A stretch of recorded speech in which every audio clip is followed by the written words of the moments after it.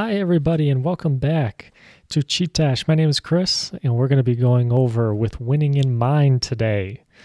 Going over specifically pages 29 through 73. This is going to encompass a couple different chapters. And before we do that, let's just go over what we discussed the last time we had an episode on with winning in mind. Again, I picked up this book a couple years ago, read it right away, kind of forgot about it, and decided to reread it because I'm at a point in my life where I've got some different goals, different things I want to accomplish over my life, and I needed a kind of a reminder on the right way to go about that, right? And I'm so glad I did, and I'm so glad to share this journey with you through this book that I have kind of seen results from it. We'll talk about that a little bit later. Last time, though, we talked about kind of an introduction to the book. On really, it boils down to three mental components and building up those three mental components to be in balance with each other and focusing on processes over outcomes to get what you want in life, whether it's work, a sporting event, a personal project, whatever it may be. You need to just focus on the process, focus on yourself, control the controllables, as I've heard described before. And you've got to build up your conscious mind, subconscious mind, and self-image, but be sure that they are all in balance with each other. And this is what Lanny talks about is called the triad state. So, if your conscious mind is way too active, then you're thinking too much. You're thinking too much, you're going to over-try. You're going to overswing the baseball bat. You're going to try to oversell somebody if you're working as like a sales rep at a medical sales company. You're going to try too hard. It's going to drive customers away. If your subconscious mind is really, really active, this is kind of what Laney talks about as the gunslinger mentality. You think you have it all automated and you're not really aware of your surroundings, the environment, the people around you. And then if your self-image, and no matter how important it is, if it's overinflated to where it's over encompassing the other two components, well, now you just have somebody who's cocky and can't really back it up. So that's what we learned about last time. What are we going to learn about today? We're going to learn about the principles that Lanny talks about to mental management and how we can better prepare our mind for a competition, for work, for life, etc. So let's just run down this list. Number one, your conscious mind can only concentrate on one thing at a time. And he says it's impossible to picture playing well and poorly at the same time. So you might as well think positively. Because on the one hand, that's building up your self-image, but on the other hand, you're not thinking negatively, which is going to have a negative impact on performance. And I'm definitely guilty of this, I'll say. I sometimes get way out of focus. I'm on my computer working. Next thing you know, I'm checking my phone, checking for if Joe Rogan posted something, checking text messages, etc. If I really want to perform or reach my goals, I've got to just focus on one thing at a time. Let's continue on. Number two, what you say is not important. What you cause yourself or others to picture is crucial. So Lanny tells a story about him in Little League Baseball where the coach tells him don't strike out as he's going up to the plate. And what does Lanny do? He strikes out. That's all he's thinking about, not striking out. It's right there in the words, strike out. That's what you're going to think about. So when Lanny says, instead, he should have said, hey, go up there, hit the ball. Just hit the ball. Now, all of a sudden, you're getting your mind to think about hitting the ball, to swinging at the ball, to putting it in play at least. And this all goes back to thinking positively, thinking what it is like you to do, what it is like your self-image to do, to accomplish, etc. Number 3, the subconscious mind is the source of all mental power. This is what I really equate the subconscious mind to being like in a flow state. There was a book written by an author with a very, very difficult to pronounce last name. You know what? Let me pull it up for you guys. Let me pull it up for you guys. Flow book. I think it's literally called Flow. This one right here. Mihaly Csikszentmihalyi. This book right here, Flow. This is what I think about when I hear subconscious mind. That you kind of automate these tasks. Because the subconscious mind can perform many tasks simultaneously, but not at first. At first when you're learning a new task, requires a lot of thinking, lots of reps, lots of practice at it. And then after a while, your subconscious mind takes over. Now it's just like routine. You just know how to do it. So you want to be careful that you don't overthink, but that you get to a point where these tasks that you are learning transition to being part of your subconscious mind. Because now the subconscious mind can take on all these tasks. It's got so much power that it can take on all these tasks and just automate it, just let you do it. And then you get into this sense of like a flow state where things are just kind of seem like they're coming naturally to you. It's effortless almost. Let's continue on. Number 4, the self-image moves you to do whatever the conscious mind is picturing. So that, again, positive pictures demand positive results. And we said it last time in the last episode. It doesn't guarantee you that you'll have a good performance, but I can guarantee you that thinking negatively means you'll have a negative performance. You're not going to win. You're not going to achieve your goal for that competition or game, match, whatever. Self-image, so important. Gotta think positively. Number 5, self-image and performance are always equal. To change your performance, you must first change your self-image. And there's kind of this allegory, alliteration that Laney uses where the conscious mind is the periscope, so it can like see very far. It's observing the environment. Subconscious mind, that's the engine. Powerful, runs, just keeps running until you tell it to stop. Self-image is the throttle, and I kind of think about that as it's controlling. If this is a car with a periscope at the top of it, the self-image is like that steering wheel. It's controlling where that goes. Because ultimately, you can go 100 miles an hour, but you could be going in the wrong direction.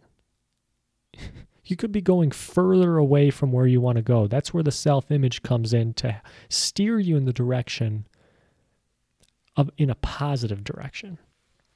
And I love this quote in the book. We all change. Is it determined by you or for you? I don't know about you guys, but I'd rather have it be determined by me. I don't want anybody determining anything for me. Number 6, you can replace the self-image you have with the self-image you want, thereby permanently changing performance. Absolutely 100% I believe that. And I do not think that it's something that comes easy. I think that it's very challenging, but it's something like practicing something physical, practicing free throws, a serve in tennis, a drive in golf. Replacing your self-image takes work, practice. You have to gain confidence. You have to start to believe. Like Neo, Like Morpheus said in The Matrix, right, towards the end when he's fighting the agents, he's beginning to believe. You got to begin to believe.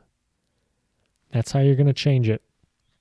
Number 7, and this is the last one of this chapter, the principle of reinforcement.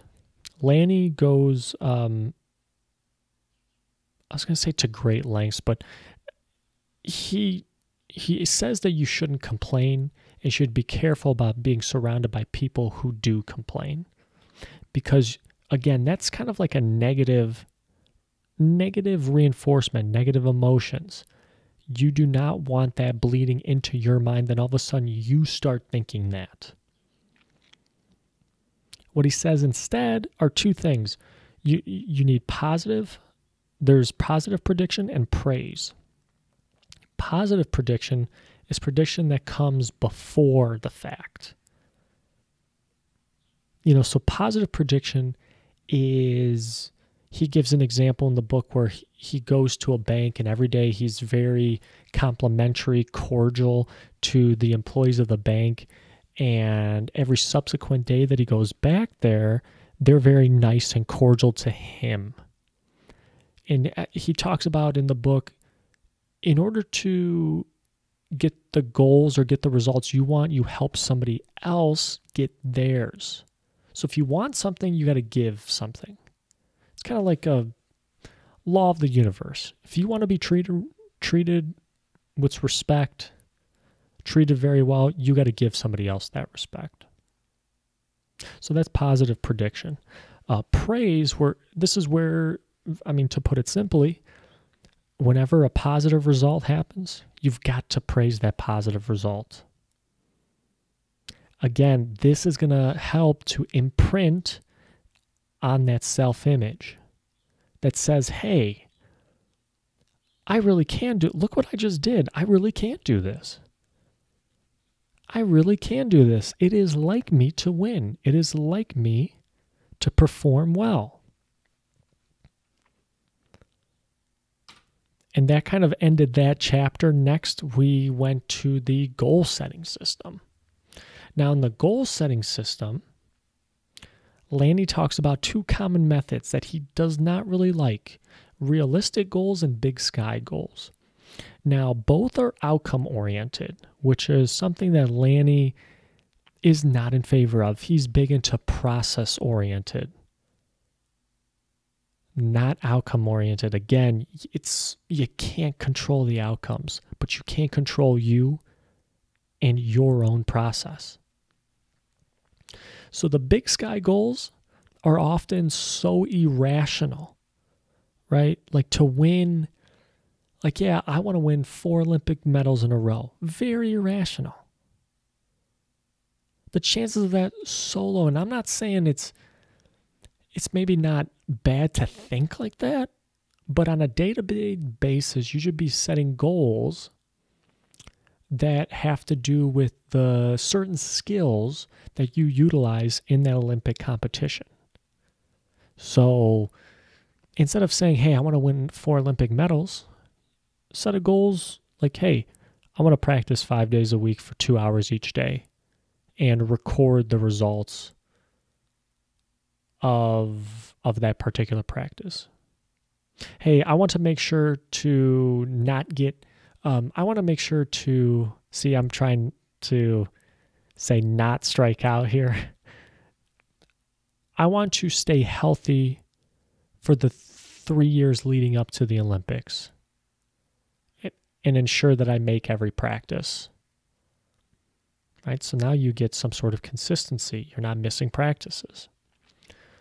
The other goal, realistic goals, I think what Lanny doesn't like these goals either, and I think it's because, in my opinion, he doesn't like them because it gets you too comfortable. Or at least that's what I'm going to say why I don't like realistic goals. The goals that you make, think about if you make a goal, then it was too easy. I mean, not easy in a sense that you didn't sacrifice, you didn't put in work to get there, but it was comfortable for you. You want goals that are uncomfortable. that push you. So these two methods Laney does not really like. He does not really like. What does he like? And we're going to talk about the steps that he utilizes in setting goals. And just really quick again, if you don't reach your goals, that says nothing about you as a person.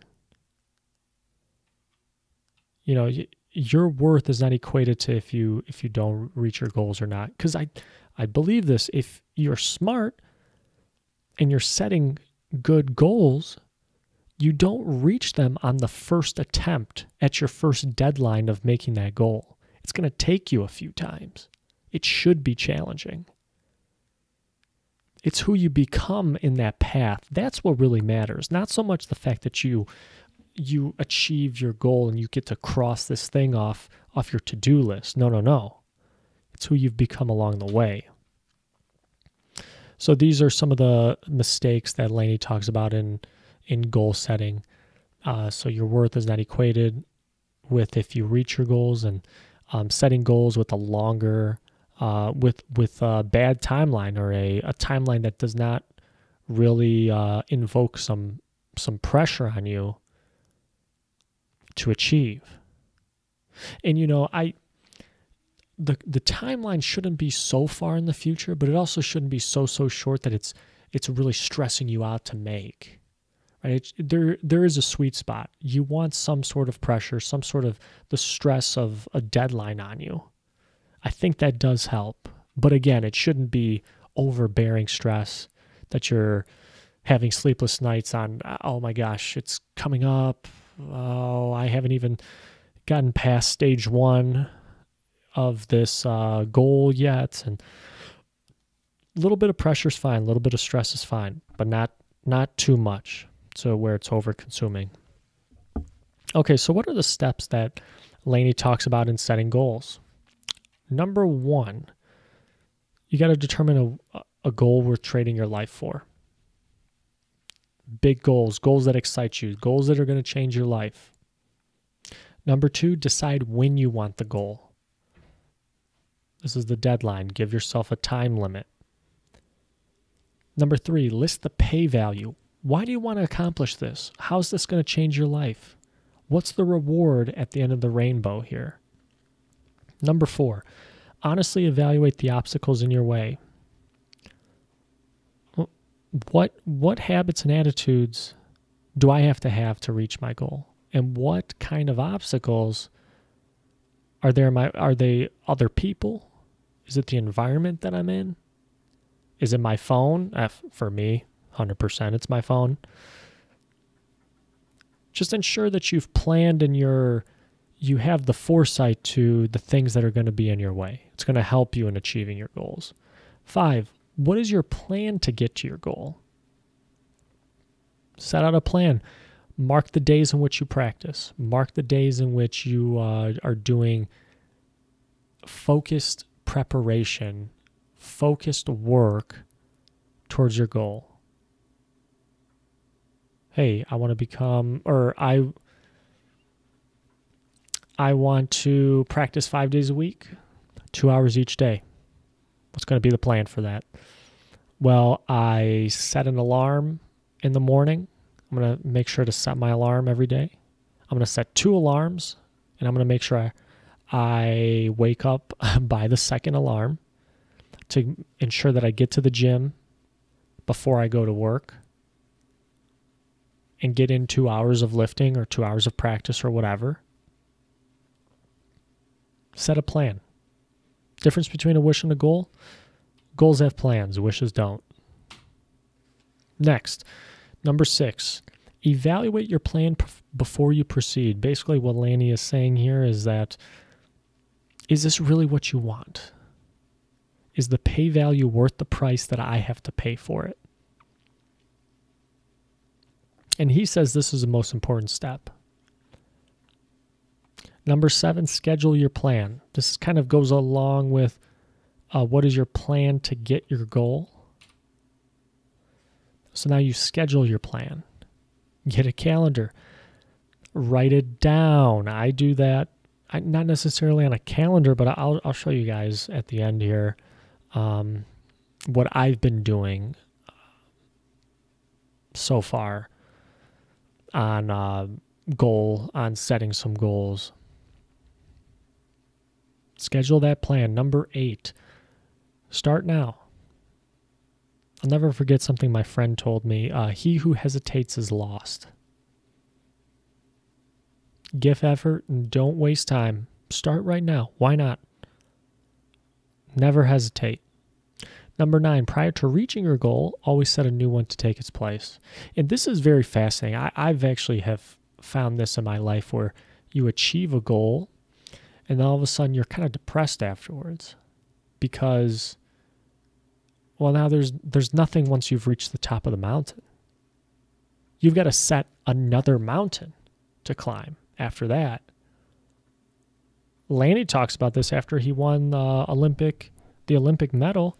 He was like depressed, felt empty. And his wife said, well, yeah, you didn't set another goal after this. You have no direction. So make sure if you're about to reach your goal, set a new one to take its place. Number 10, hold on to the end or trade up. Stay with that plan until it is finished. Or an acceptable thing to do is to trade up for another goal, a different goal. And it's not that, don't think of this as you failing to complete that previous goal, but that previous goal has completed its purpose, which was to lead you to another goal that you're trading up for. And guys, write out your goals. Present tense, first person, build that self-image. Write them down. And I've been writing down my goals on a piece of paper. I post up that piece of paper on the refrigerator just so I'm visually looking at it every single day.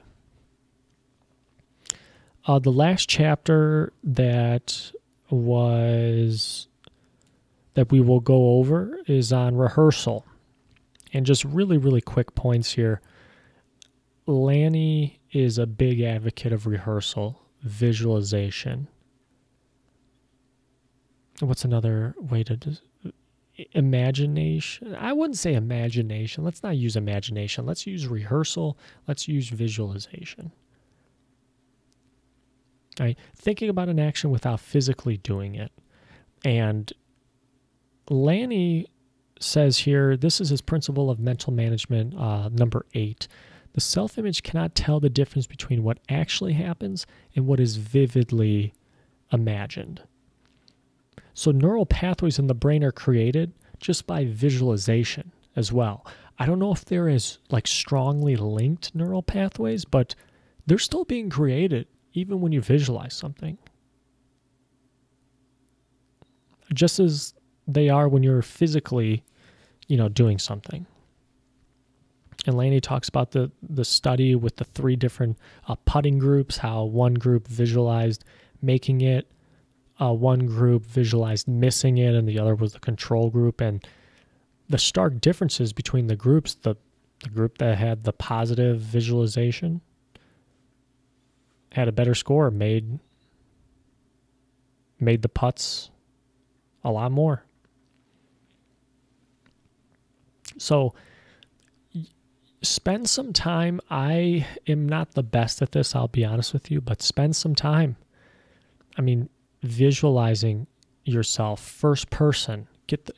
Visualize like the feel of the environment around you, what you see, what you feel, the wind on your face, the sun on your back, what you're touching, what you're smelling, and you completing whatever it is that you're doing, whether it's in a competition or maybe you're at work or something like that. Visualize yourself completing that task, winning that game, and it's just coming easy for you. Visualize yourself accomplishing that task. And it's going to go a long way.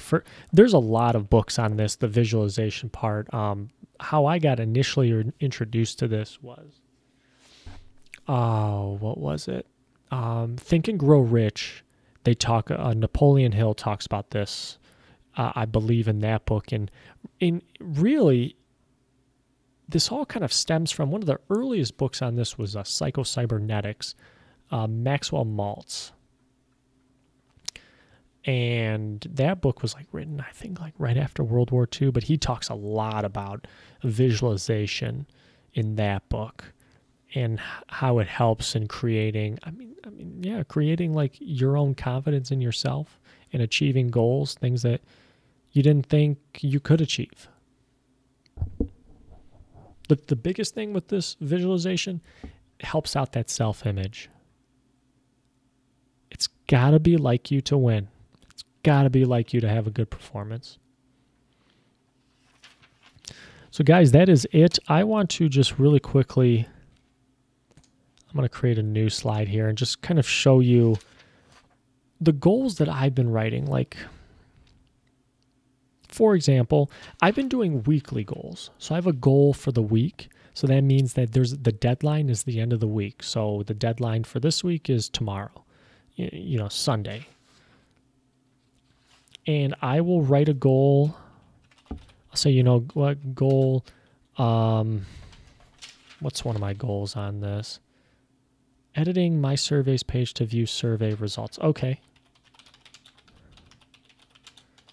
Page to view survey results. This is on the survey app that I'm working on, which actually, that is almost done, if not already done.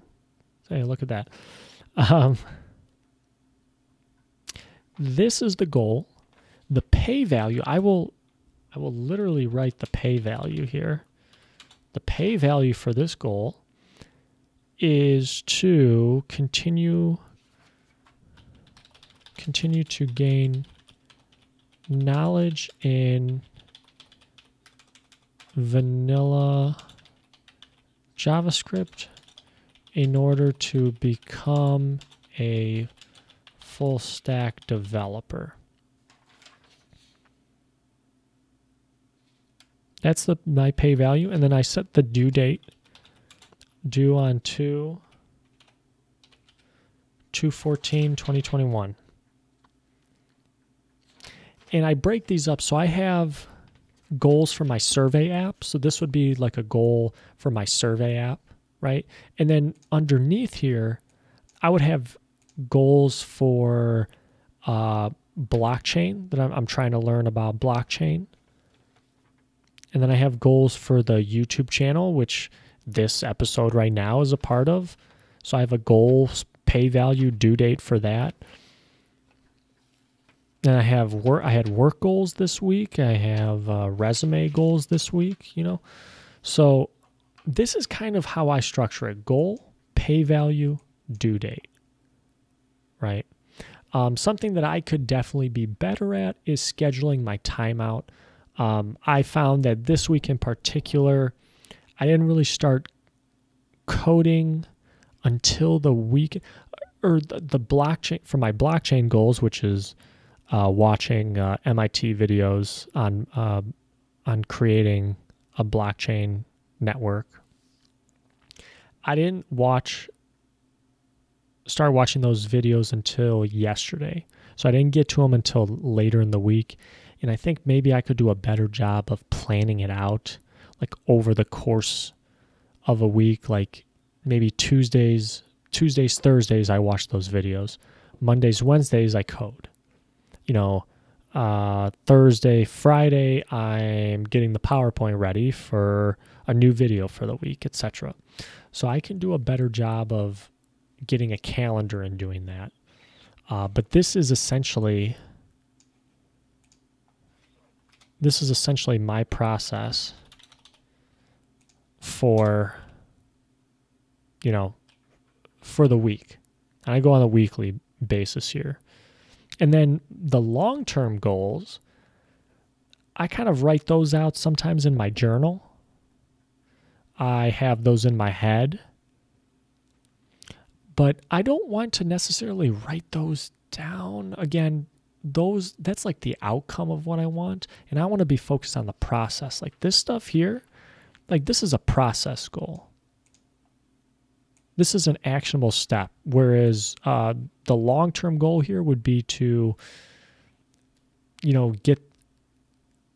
have this app on the App Store and have 50 downloads of it. That's kind of like the end final stage goal. But I'm not going to get there unless I do these things. Right? So that's kind of a look into my process, just so you guys can see it. Let me know what you think. If you got this far in the video, let me know what you think. Please subscribe, like the video. We will have a new episode of With Winning in Mind in 2 weeks. Next week, we're going to do the bell curve again. And thank you guys very much for listening. And we will see you all next time. Take care.